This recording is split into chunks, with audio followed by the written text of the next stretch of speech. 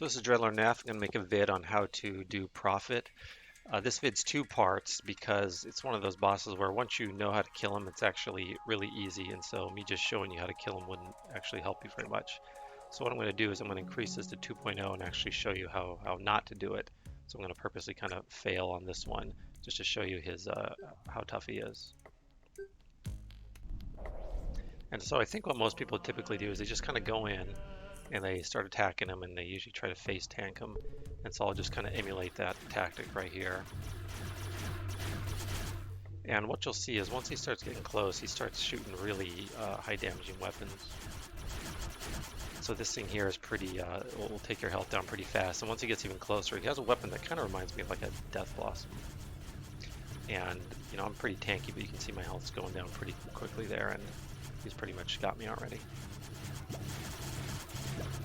And so the key to doing profit really is range, and I'm going to show that in the second part of the video. And once you can keep range, it's actually really easy. So let me adjust here, switch videos.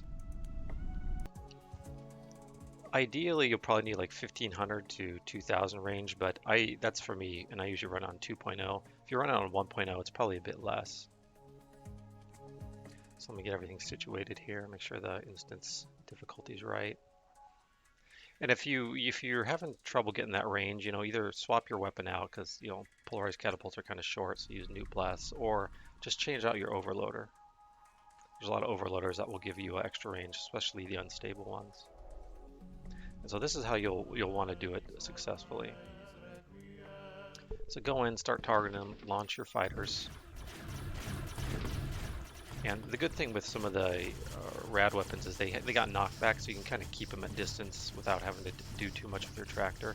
And in fact, when I use my tractor, I'm mainly using it to pull them in to not knock them out too far. But if, for example, you're not using a knockback weapon, you can just kind of rotate between your push and pull tractor. And you can kind of see I'm keeping them about, you know, 1700 range there, maybe a little more. And he will target the things closest to him with his teleport attack, and sometimes it ends up being your fighters, and he'll also shoot your fighters with his AoE weapon. So I run around with the life steal fighter aura, which helps to regen the fighters. But as you can see, it's going down very easy, and I'm not taking hardly any damage. And as long as you can just keep him at range, you know, you're going to be fine. And yeah, there he goes.